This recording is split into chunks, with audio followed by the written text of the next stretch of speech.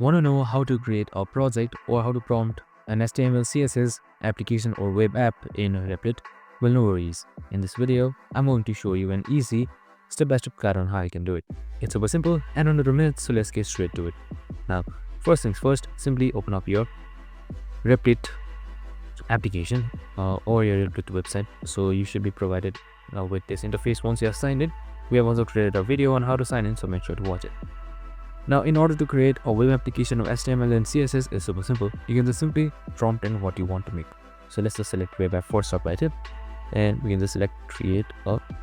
So once that is done, you can just simply add your own prompt, or you can just simply select improvise your prompt by selecting improve prompt. And once that is done, your prompt should be extended and given so much more detail.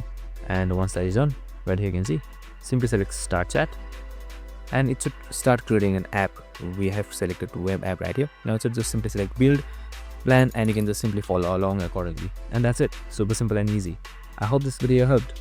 If it did, make sure to like, subscribe, and tune in with us for more of these videos. Have a good day and see you in the next one.